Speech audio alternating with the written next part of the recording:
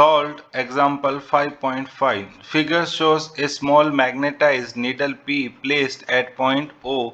The arrow shows the direction of its magnetic moment. The other arrow shows different position and orientation of magnetic moment of another identical magnetized needle Q. In which configuration of the system is not in equilibrium? दूसरा पूछा गया in which configuration the system is in stable or unstable equilibrium, and in which configuration the corresponds to the lowest potential energy among all the configurations shown. First of all, अगर हम इसकी magnetic field lines को draw करें तो वो हमें कुछ इस तरीके से जो है वो नजर आएगी। दोनों साइड जो है वो हमारे पास इस तरीके से जो है वो मैग्नेटिक फील्ड लाइंस रहेंगी। अगर हम और आगे की तरफ ड्रॉ करें तो यहाँ से मैग्नेटिक फील्ड लाइन जो है वो ऐसे हमारे पास इस डायरेक्शन में रहेगी। अब इस डायग्राम को आप ध्यान से देखिए और इस डायग्राम से देखने पे हमें क्या मिलेगा कि सबसे पहले ये हमारे पास जो है वो एक लाइन ऐसी भी नजर इसके अंदर आएगी जो इधर से जा रही है और यहाँ से जो है वो एंटर हो रही है। अब इसमें सबसे पहले एक एक के बारे में हम बात करते हैं कि सबसे पहले हम देखते हैं Q1 को। तो लाइन जो है मैग्नेटिक फील्ड लाइन जो है वो हमारे पास इस तरीके से आ रही होगी। तो ये जो है वो मैग्नेटिक फील्ड लाइन के परपेंडिकुलर है। तो पहली चीज तो कि हमारे पास जो सिस्टम PQ1 है वो हमारे पास क्या होगा, not in equilibrium, not in equilibrium, equilibrium.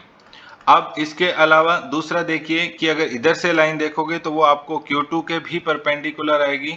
तो साथ में क्या बोलेंगे, PQ2 जो है वो भी हमारे पास यहाँ पे इक्विलिब्रियम में नहीं है।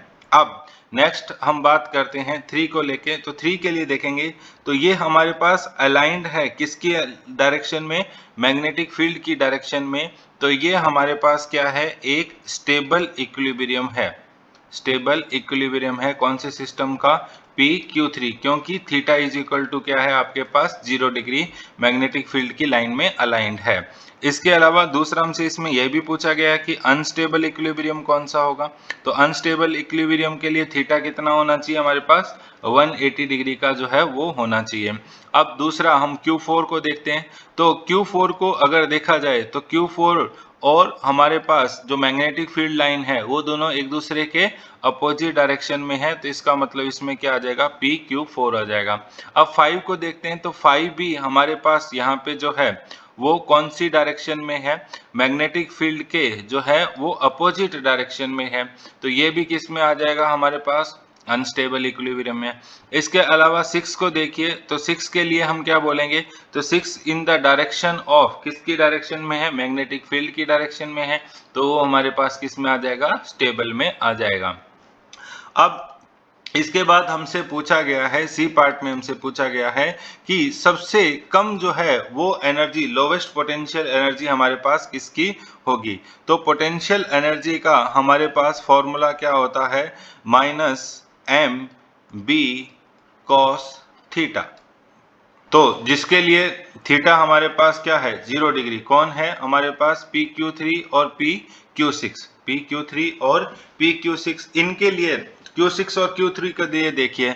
अब Q6 जो है वो हमारे पास कहाँ पे है, एक्सिस पे है। तो उसका मैग्नीट्यूड जो है, जब हम फॉर्मूला लिख रहे हैं B, तो B हमारे पास एक्सिस वाले के लिए फॉर्मूला क्या होता है, एक्सिस वाले के लिए हमारे पास होता है μ0/4π 2m/r³। और इक्वेटोरियल लाइन के लिए हमारे पास क्या होता है, μ0/4π m/r³। तो मैग्नीट्यूड वाइज अगर देखा जाए तो यहाँ पे B जो है 6 वाले के लिए हमारे पास कम आएगा और 3 वाले के लिए हमारे पास ज्यादा आएगा। और दोनों के लिए थीटा कितना है हमारे पास, 0 डिग्री है। तो इसके अंदर हमारे पास वैल्यू अगर देखा जाए तो सबसे कम जो कॉन्फ़िगरेशन में पोटेंशियल एनर्जी आएगी वो कौन से सिस्टम की आएगी, PQ6 की आएगी। उसके लिए जो एनर्जी है वो लोवेस्ट रहेगी।